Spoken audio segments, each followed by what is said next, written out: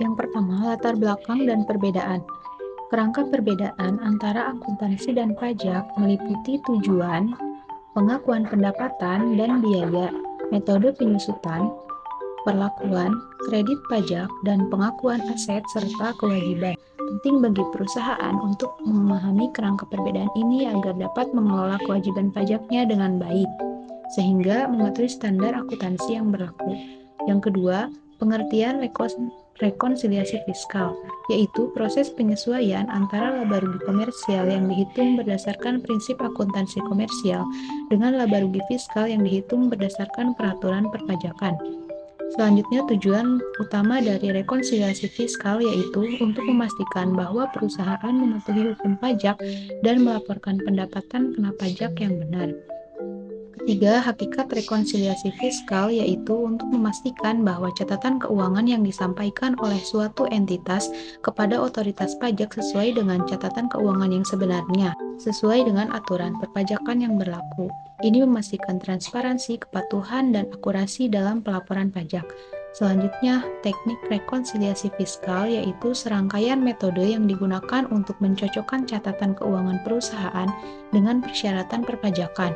Ini meliputi rekonsiliasi laba bersih, pendapatan, pengeluaran aset, kewajiban, serta analisis penyesuaian pajak. Dengan penerapan ini, perusahaan dapat memastikan kepatuhan terhadap peraturan perpajakan sambil menjaga konsistensi dan kendala dalam pelaporan keuangan. Yang kelima, macam dan perbedaan rekonsiliasi fiskal. Rekonsiliasi fiskal biasanya melibatkan penyesuaian beberapa item yang diperlukan berbeda dalam akuntansi komersial dan perpajakan. Berikut ini beberapa contoh perbedaannya. Yang pertama, penyusutan. Yang kedua, beban tidak dapat dikurangkan. Yang ketiga, pendapatan yang dikenakan pajak. Yang keempat, penyisihan piutang ragu. Yang kelima, beban yang ditangguhkan. Selanjutnya, langkah penyesuaian perbedaan rekonsiliasi fiskal berikut adalah beberapa langkah umum yang dapat diambil dalam penyesuaian perbedaan rekonsiliasi fiskal antara akuntansi komersial dan perpajakan. Yang pertama, identifikasi perbedaan. Identifikasi item-item yang memerlukan penyesuaian antara laporan keuangan dan laporan pajak perusahaan. Ini dapat meliputi perbedaan dalam perlakuan penyusutan, pengakuan pendapatan, pengurangan beban, dan lain-lain. Yang kedua, analisis penelitian. Lakukan analisis dan penelitian untuk memahami perbedaan dan aturan perpajakan yang relevan. Konsultasikan dengan penasihat pajak atau akuntan profesional yang berpengalaman untuk memastikan pemahaman yang tepat tentang peraturan perpajakan yang berlaku. Yang ketiga, penyesuaian akuntansi. Lakukan penyesuaian dalam laporan keuangan perusahaan untuk mencerminkan perlakuan pajak yang benar. Ini melibatkan penyesuaian dalam akun-akun seperti penyusutan, piutang ragu, beban tidak dapat dikurangkan, dan lain-lain. Yang keempat, penyusunan laporan pajak. Gunakan penyesuaian yang telah dilakukan untuk menyusun laporan pajak yang sesuai dengan peraturan perpajakan yang berlaku. Pastikan bahwa laporan pajak mencerminkan pengakuan pendapatan, pengurangan beban, dan item-item lainnya sesuai dengan aturan perpajakan yang berlaku. Yang kelima, dokumentasi. Pastikan untuk mendokumentasikan dengan baik semua penyesuaian dan justifikasi yang dilakukan dalam rekonsiliasi fiskal. Dokumentasi yang tepat akan membantu dalam menghadapi pemeriksaan pajak dan memastikan kepatuhan terhadap hukum pajak. Selanjutnya, perbedaan antara laporan keuangan dengan laporan fiskal.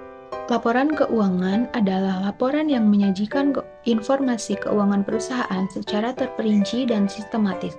Laporan keuangan biasanya disusun berdasarkan prinsip akuntansi yang berlaku umum, GAAP atau standar pelaporan keuangan yang relevan di negara tertentu. Sedangkan laporan fiskal adalah laporan yang disusun untuk tujuan perpajakan.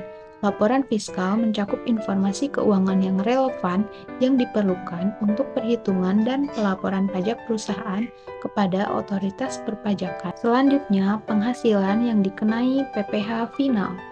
Penghasilan yang dikenai PPh final merujuk pada jenis penghasilan yang dikenakan pajak final. Artinya, pajak yang harus dibayarkan atas penghasilan tersebut sudah final dan tidak perlu lagi dilaporkan dalam perhitungan pajak tahunan. Pajak yang dikenakan pada penghasilan ini biasanya dipotong langsung oleh pihak yang membayar penghasilan tersebut, seperti perusahaan atau lembaga keuangan. Contoh penghasilan yang dikenai PPh final dapat bervariasi tergantung pada peraturan perpajakan yang berlaku di negara atau wilayah tertentu. Contoh penghasilan yang dikenakan PPh final dapat bervariasi tergantung pada peraturan perpajakan yang berlaku di negara atau wilayah tertentu. Beberapa contoh umum penghasilan yang dikenai PPh final meliputi: yang pertama, bunga deposito, yaitu bunga yang diperoleh dari deposito bank atau instrumen keuangan lainnya dapat dikenai PPh final. Yang kedua, bunga obligasi. Bunga yang diperoleh dari investasi dalam obligasi dapat dikenai PPh final. Yang ketiga, dividen. Yang diterima dari perusahaan dapat dikenai PPh final. Selanjutnya, sewa properti. Penghasilan yang diperoleh dari penyewaan properti dapat dikenai PPh final. Audio Jungle.